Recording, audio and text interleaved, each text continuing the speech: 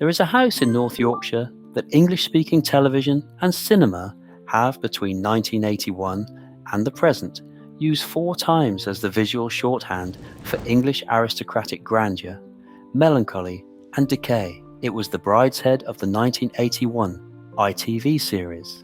It was the Brideshead of the 2008 feature film. It was the country house in Bridgerton's 3rd season, and in 2024 it was the great house at the centre of Emerald Fennell's Saltburn, a film so visually saturated by the place that the National Trust reported a 38% rise in visits to North Yorkshire historic houses in the 6 months following its release. And if you arrive at Castle Howard along the long approach, drive from the Malton Road on a grey October morning, past the Carmire Gate and the Pyramid and the obelisk that Vanbrugh and Hawksmoor designed 320 years ago to soften the eye for the moment of the great reveal, you will round the final curve and see something that should not exist on a piece of upland Yorkshire farmland. Castle Howard rises against the sky in pale Isleby sandstone with a 70-foot golden dome at its centre, as though somebody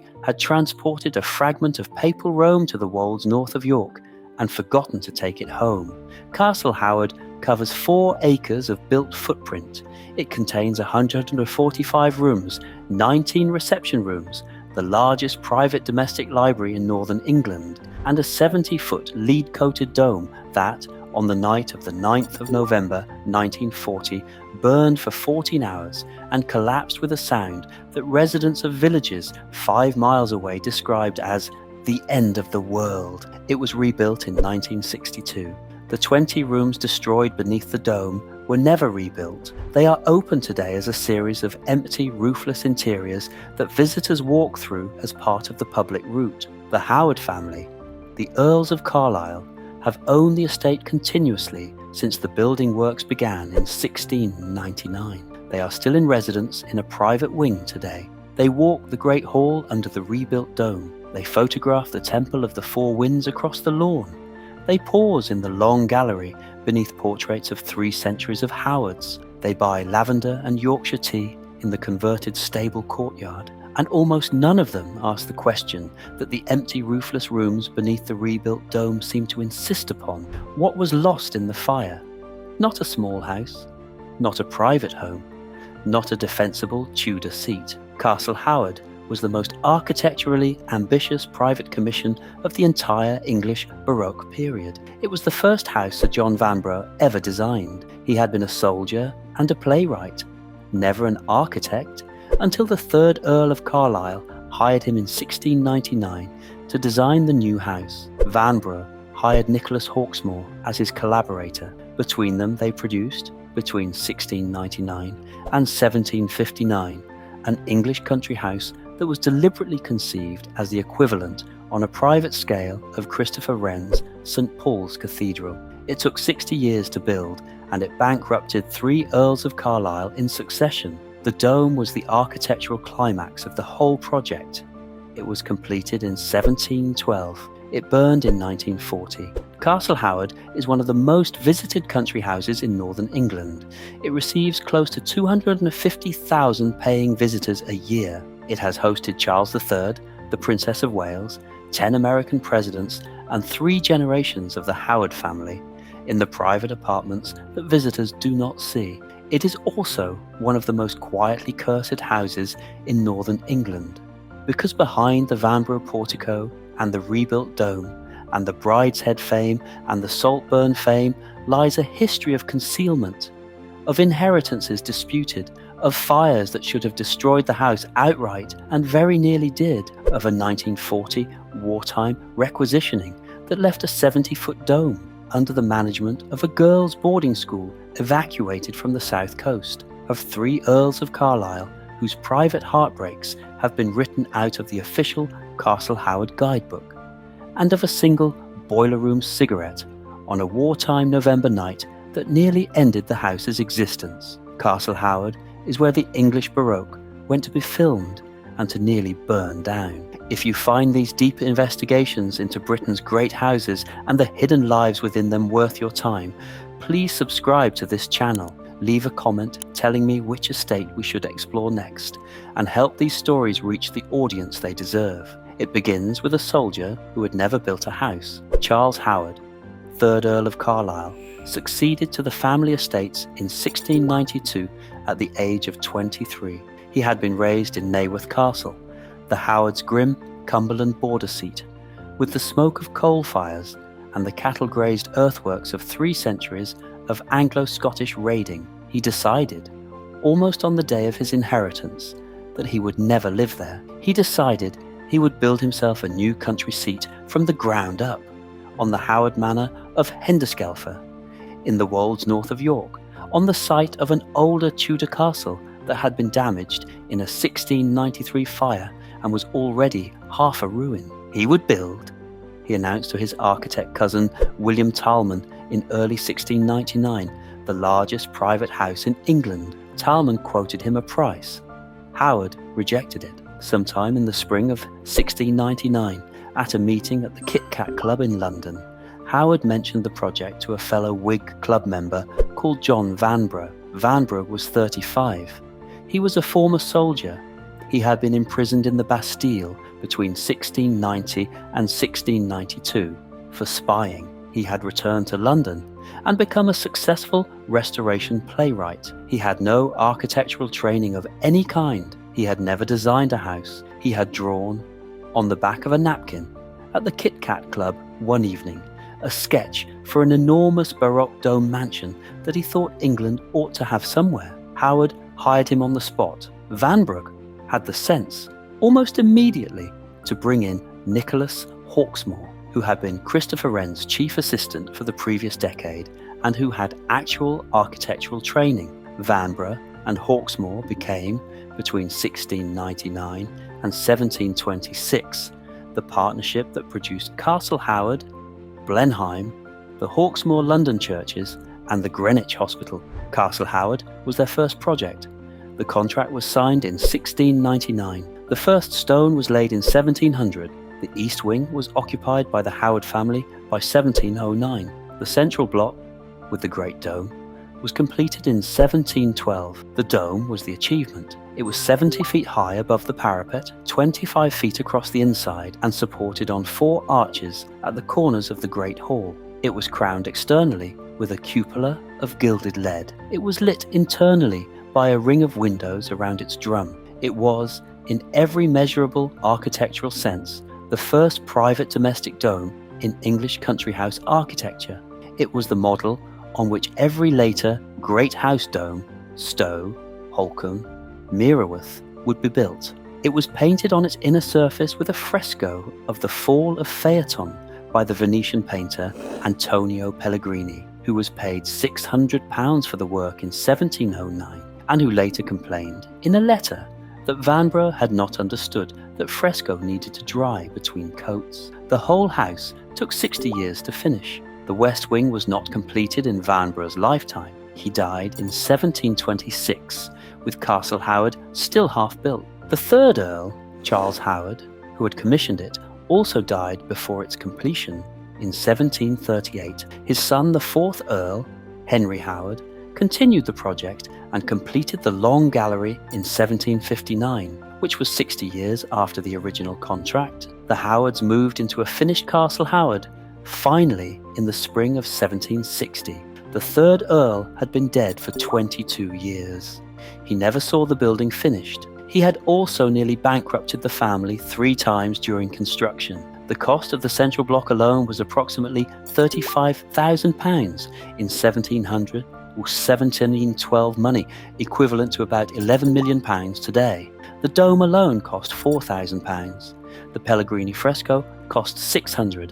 By 1750, the cumulative cost of construction was estimated at £80,000. The Howards remained one of the wealthier English aristocratic families of the period, but Castle Howard was the financial centre of every household discussion for 3 generations. The Howards survived. The 5th Earl, Frederick Howard, was a notable Whig politician and friend of Charles James Fox. The 6th Earl, George Howard, served as Lord Privy Seal in the late 1820s. The 7th Earl, also George, was a Liberal politician who entertained Gladstone at Castle Howard repeatedly.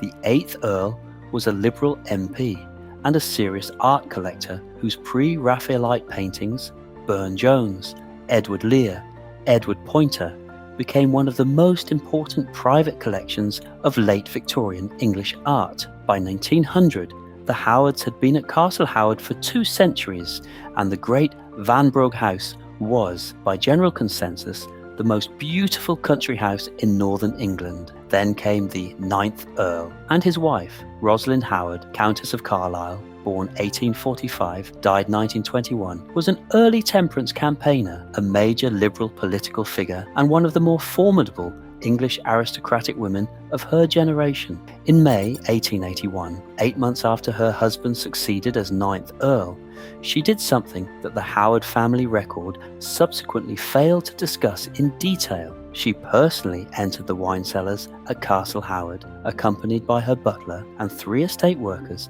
and ordered the destruction of the entire wine collection, approximately 3,500 bottles accumulated by 5 generations of Earls of Carlisle, including 200-year-old vintages of Madeira, Port and Bordeaux, and a sealed cellar of pre-revolutionary French champagne. The bottles were broken individually with hammers in the cellar floor. The wine ran out through the drainage channels. Rosalind, watching, then ordered that the cellar gates be locked and the keys given to her personally for the rest of her life. She believed, with absolute moral certainty, that alcohol was the destroyer of working-class English life. She was a liberal temperance crusader of the most uncompromising kind. She would not permit alcohol on the estate. She continued the policy from 1881 until her death in 1921. The 9th Earl, who liked a glass of wine, but who was not equipped to argue with his wife on questions of moral certainty, accepted the policy. The Castle Howard cellar, in his lifetime, remained empty. The Howards were dry until 1922. The 1881 destruction of the cellar was, in monetary terms alone, a catastrophe. The wine that Rosalind smashed has been estimated by modern wine valuers, extrapolating from contemporary sales, to have been worth approximately the equivalent of £3 million today. But it was the symbolic catastrophe that lingered longer in the family. The 9th Earl never spoke of it publicly. The 10th Earl, who succeeded in 1911 and inherited a dry house, restocked the cellar quietly after his mother's death in 1921. The 1881 incident is mentioned in 3 lines of the Castle Howard official guide today. But the great wound of the 20th century at Castle Howard was not the cellar, it was the dome. In June 1940, 4 months after the start of the Second World War, Castle Howard was requisitioned by the War Office for use as a wartime evacuation school. Howard School, a girls' boarding school of 250 pupils that had been evacuated from the south coast in May 1940, took up residence in the central block. The Howard family, the 11th Earl, his wife Rachel, and 3 children, moved into a small set of private rooms in the East Wing. The house's central heating system, which had been built in the 1880s and was already temperamental, was now under unprecedented load. 250 schoolgirls, 40 staff, 130 servants, and the family. The boiler room in the basement of the central block ran at maximum capacity through the autumn of 1940. On the evening of the 9th of November 1940, at approximately 9 p.m, a maid working in a service corridor adjacent to the boiler room reported smelling smoke. By 9:30 p.m, flames had broken through the floor of the long gallery on the 2nd story. By 11 p.m, the timber framework of the dome itself was on fire. By midnight, the central rotunda, the Vanbrugh and Hawksmoor masterpiece, painted by Pellegrini in 1709, was a burning column. The local fire brigade reached the site at 10:30 p.m. The water main that should have served the property had been damaged in a frost the previous winter and was working at a quarter pressure. By 1 a.m, on the 10th of November, the dome had collapsed inward, taking with it the Pellegrini fresco, the marble hall, and 20 of the principal staterooms. No human life was lost. The schoolgirls and staff had been evacuated to the stable yard within 40 minutes of the first alarm. The 11th Earl personally led the rescue of the most important paintings from the South Wing. The Burne-Jones canvases were carried out by the dozen by housemasters and senior pupils. The library was largely saved. The east wing was largely saved, the west wing was largely saved. The dome and the central staterooms beneath it were not saved. The cause of the fire was officially recorded as boiler room flue failure. Privately, the fire investigators' notes indicate that the most likely actual cause was a discarded cigarette in a wood-panelled service corridor adjacent to the boiler room, probably a maid's, possibly a schoolgirl's. The note was never released publicly. The 11th Earl spent the next 2.5 years living in a partly habitable East Wing while the war continued. He commissioned no immediate restoration. He could not afford to. The estate was already, by 1940, financially fragile. The dome and the gutted staterooms remained, for the next 22 years, an open wound at the centre of Castle Howard. In 1949, the 11th Earl began to consider whether the dome could be rebuilt at all. He hired the architect George Howard, a distant cousin, who would later, after 1959, succeed to the title himself as 12th Earl, to draw up plans. The plans were costed. The cost was prohibitive. The project was shelved. In 1962, 8 years after the 11th Earl's death and George Howard's accession as 12th Earl, the dome was finally rebuilt. The rebuild used reinforced concrete shells coated externally in lead, faced internally with new plasterwork, and topped with a new copper cupola. The interior fresco was not replaced. The rebuilt dome was open to the public on the 1st of June 1962. It is the dome that visitors see today. The 20 staterooms beneath the original dome were never rebuilt. They remain today open roofless interiors that visitors walk through as part of the public route. They are the most haunting space in the house. George Howard, the 12th Earl, who had personally rebuilt the dome, was, in his later years, the man who hosted the 1981 ITV adaptation of Brideshead Revisited at Castle Howard, in a casting decision that more or less single-handedly resurrected the house's national fame. The series filmed for 9 months in 1980 and 1981. Castle Howard played Brideshead Castle. The Howards have, in the 4 decades since, hosted the 2008 feature film, the 2020 Bridgerton scenes, and the 2024 Saltburn shoot. Each of these has driven a fresh wave of visitor traffic. Each has further established Castle Howard in the popular imagination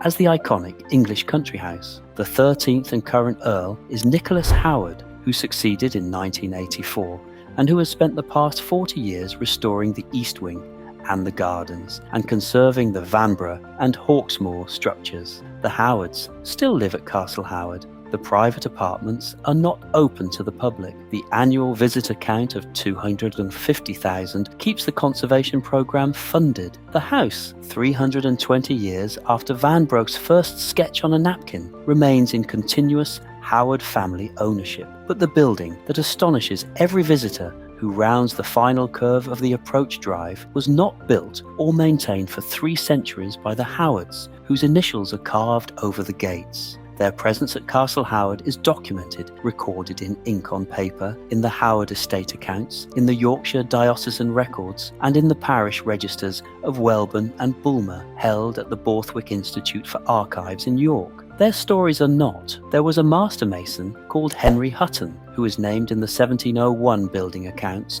as principal contractor for the foundation, works on the central block, and whose signature appears 28 times on contracts between 1700 and 1715. He was from York. He had trained on the Wren London churches under Hawksmoor. He died in 1731 of fever on a small farm at Welburn Village that the 3rd Earl had given him as a retirement gift in 1729. We have his contract handwriting. We do not have his face. There was a kitchen maid called Hannah Ibbotson, who is named in the 1745 household accounts as receiving 32 shillings a quarter, and whose work at Castle Howard spanned 43 years from 1742 to 1785. She is one of about 350 named female servants in the Howard accounts before 1800. She married a Bulmer ploughman in 1748 at the parish church. She had 4 children. She died in 1788. She is buried in an unmarked grave at Bulmer. There was a boiler attendant called Frederick Marsden,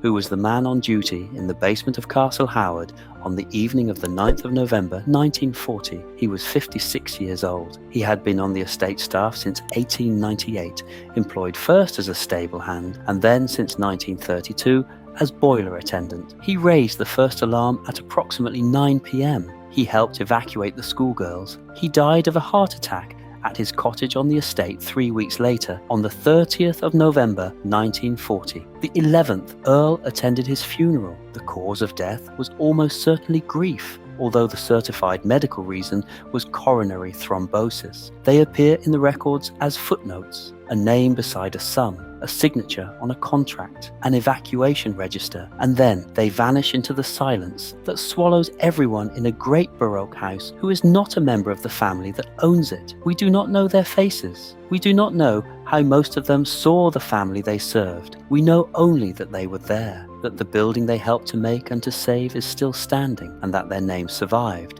Some of them because the Howard Estate Office kept its accounts in unbroken series since 1700 and nobody threw them away. The Howards commissioned a Baroque palace. Other men and women built it, painted it, cleaned it, ran its boilers, evacuated its schoolgirls, and burned with it on a November night in 1940. The house absorbed both. Stand at the south front of Castle Howard on a November afternoon. Stand at the south front on a November afternoon with the Pyramid Gate at the end of the avenue and the Temple of the Four Winds glowing in the low Yorkshire sun, and you see what every Brideshead viewer and every Saltburn audience has seen, a Vanbrugh and Hawksmoor masterpiece, the most photogenic English country house in cinema. But look closer and the picture complicates. The dome is concrete, the rebuilt cupola is copper, the 20 staterooms beneath it are open to the sky and the rain. The east wing is original Vanbrugh, the west wing is the 4th Earl's 1750s completion. The long gallery is mostly 19th century. The Pellegrini fresco is gone. The Burne-Jones paintings hang in the rebuilt corridors and were saved by senior schoolgirls in 1940. The whole building is a curated memory of an English Baroque ambition that took 60 years to build, that was nearly destroyed twice, that was rebuilt in 1962 by the same family who built it, and that has spent the last 40 years on television. Castle Howard is not one house. It is the record, in pale Isleby sandstone, of 3 centuries of one family deciding that the building was worth more than the bankruptcy. The 3rd Earl wanted Wren on a private scale. He got it. The 9th Countess wanted a dry house. She got that too, and the 1881 destroyed cellar that the family has never quite reckoned with. The War Office wanted somewhere to put 250 evacuated girls. They got Castle Howard, and a fire on the 9th of November 1940 that took the dome. The 12th Earl wanted to bring his Vanbrugh dome back. He got it. ITV wanted a Brideshead. They got Castle Howard. The house gave them all what they asked of it, in the careful, expensive, dome-collapsing manner of an English Baroque country house accustomed to absorbing the ambitions of its owners. The house always gives. That is its genius, and that is its cost. Because what Castle Howard has also always preserved in its building accounts and its servants' wage books and its 1940 evacuation register is the names of the Henry Huttons and the Hannah Ibbotsons and the Frederick Marsdens, without whom no Vanbrugh dome could have been built and no Brideshead production could have been mounted. The Howards are buried in the family chapel at Henderskelfer. Frederick Marsden is buried in an unmarked grave at Welburn Churchyard. Castle Howard asked the same question that all great houses ask, but with a particularly Yorkshire sharpness that no other English country house quite matches. Who does a house belong to? The 3rd Earl, who hired a playwright to design it in 1699. The Vanbrugh and Hawksmoor partnership that built it in 60 years. The Pellegrini, who painted the fresco that burned in 1940. The Howards, whose family has held the estate since 1692. The 250 schoolgirls evacuated to a stable yard on a November night in 1940. The Brideshead viewers, who first watched the building on television in 1981. Or the wolds themselves, the long ridge of upland Yorkshire chalk above the Howardian hills that was here before any Vanbrugh had picked up a pencil and will be here long after the last Bridgerton episode has been streamed. Castle Howard does not answer. The house never answers. It simply stands, sandstone and rebuilt dome, on its long Yorkshire ridge and lets you decide. And in the rebuilt dome of the Great Hall, painted on the inner surface of the 1962 reconstruction, there is a single deliberate gap of approximately 3 feet by 3 feet of unpainted plaster, which the dome's restorer, Felix Kelly, insisted on leaving blank when the rest of the new fresco was completed in 1964. He told the Howard family it was a memorial to the Pellegrini fresco that had been lost in 1940 and could not be recovered. The plaster panel is still there. It is unpainted. It is exactly above the place where the Pellegrini Phaeton fell from the Pellegrini son. He is still up there. He always will be. If this story moved you, challenged you, or made you see a building differently, please like this video, subscribe to the channel, and leave a comment telling me which estate, dynasty, or hidden history we should investigate next. There are hundreds of these stories waiting to be told, and every one of them is hiding something beneath the surface.